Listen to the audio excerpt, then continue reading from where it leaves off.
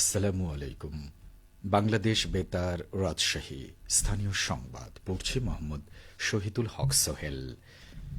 বাংলাদেশের ঐতিহ্যবাহী সাহিত্য সংগঠন বগুড়া লেখক চক্রের আয়োজনে 2 দিনব্যাপী কবি সম্মেলন শেষ হচ্ছে আজ। দ্বিতীয় দিনের কর্মসূচিতে কথা ও কবিতা, কবির উপস্থিতিতে কবিতা আবৃত্তি, বগুড়া লেখক চক্র পুরস্কার প্রদান, তরুণদের বেড়ে ওঠায় সাহিত্য সংগঠনের ভূমিকা শীর্ষক আলোচনা অনুষ্ঠিত হবে। এই সাথে আয়োজন করা হবে সমাপনী অনুষ্ঠানের। গতকাল বগুড়া জেলা পরিষদ মিলনায়তনে কবি সম্মেলনের উদ্বোধন করেন সমবায় অধিদপ্তরের সাবেক মহাপরিচালক কবি প্রাবন্ধিক আমিনুল ইসলাম। উদ্বোধনী পর্বে সভাপতিত্ব করেন সরকারি মুজিবুর রহমান মহিলা কলেজের অধ্যক্ষ ও বগুড়া লেখক চক্রের উপদেষ্টা গবেষক ড বেলাল হোসেন। স্বাগত বক্তব্য দেন সংগঠনের সভাপতি কবি ইসলাম রফিক। ন্যায্য মূল্যে নিত্যপণ্য বিপণন কার্যক্রম পরিচালনার উদ্দেশ্যে নাটোরের সমবায় বাজারের কার্যক্রম শুরু হয়েছে। জেলা প্রশাসনের পৃষ্ঠপোষকতায় সমবায় বিভাগ মুক্তিযোদ্ধা কমপ্লেক্স চত্বরে বাজারের কার্যক্রম পরিচালনা করছে। সমবায় বাজার নিয়ে এখন শুনুন আমাদের নাটোর জেলা সংবাদদাতার একটি প্রতিবেদন।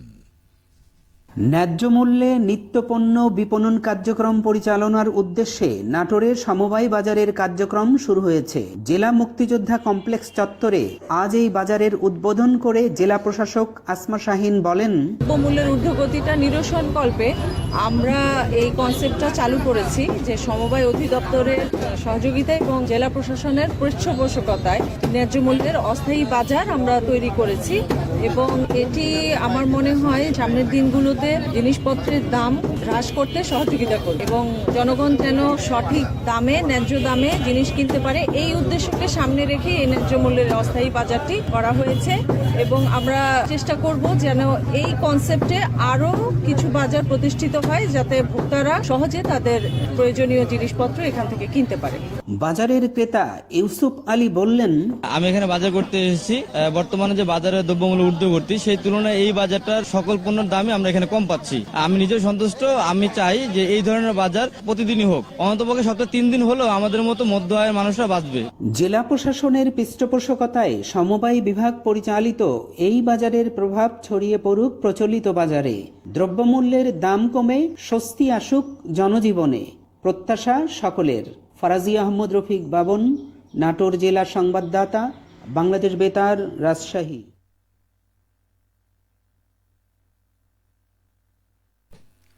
সমবায় বাজার নিয়ে এতক্ষণ আমাদের নাটোর জেলা সংবাদদাতার প্রতিবেদনটি শুনলেন। বাংলাদেশ জামাতে ইসলামের সহকারী সেক্রেটারি জেনারেল মাওলানা আব্দুল হালিম বলেছেন, নতুন বাংলাদেশ গঠনের পথে দেশকে অস্থিতিশীল করতে নতুন নতুন ষড়যন্ত্র অব্যাহত রয়েছে। ফলে এখন বিভক্তি নয়, দেশ গঠনে জাতীয় ঐক্য প্রয়োজন। এর লক্ষ্যে জামাতের নেতাকর্মীদের সংগঠনের পরিচালনায় পাশাপাশি বৈষম্যমুক্ত দেশ ও জাতি গঠনে কার্যকর ভূমিকা পালন করতে হবে। গতকাল রাজশাহী মহানগরী জামাত আয়োজিত সদস্য শিক্ষা বৈঠকে প্রধান অতিথির বক্তব্যে তিনি এসব কথা বলেন। জামায়াতের রাজশাহী মহানগরীর আমির মাওলানা ড কেরামত আলীর সভাপতিত্বে এবং রাজশাহী মহানগরীর সেক্রেটারি ইমাজউদ্দিন মণ্ডলের পরিচালনায় শিক্ষা বৈঠকে বিশেষ অতিথি হিসেবে উপস্থিত ছিলেন কেন্দ্রীয় নির্বাহী পরিষদ সদস্য ও রাজশাহী অঞ্চল পরিচালক মুক্তিযোদ্ধা অধ্যক্ষ মোহাম্মদ শাহাবুদ্দিন।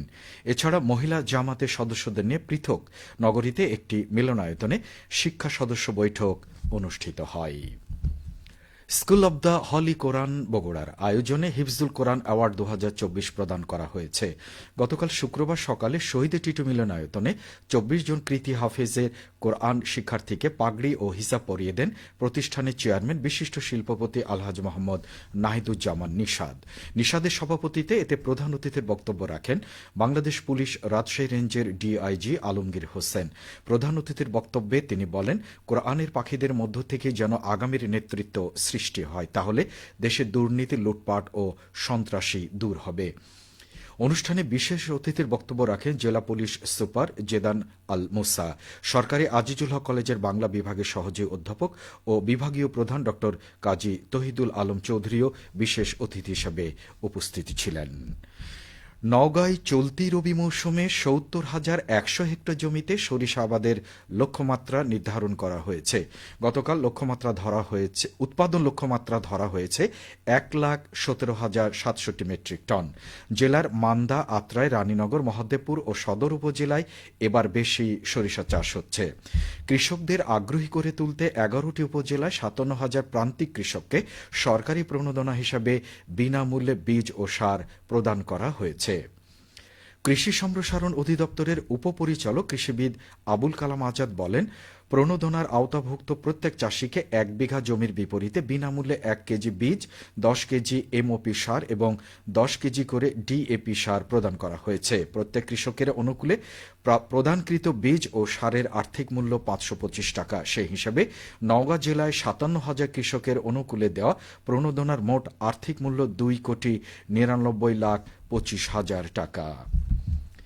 সবশেষে আবহাওয়া। আজ দুপুর ২টোয় রাজশাহীতে তাপমাত্রা ছিল ২৮.৮ ডিগ্রি সেলসিয়াস। এ সময় বাতাসে আপেক্ষিক আর্দ্রতার পরিমাণ ছিল ৪০%। রাজশাহী ও পার্শ্ববর্তী এলাকায় আজ সূর্যাস্ত সন্ধ্যে ৫টা ১৫ মিনিটে। সংবাদ শেষ হল। আমাদের পরবর্তী স্থানীয় সংবাদ শুনবেন বিকেল ৪টা ৫ মিনিটে।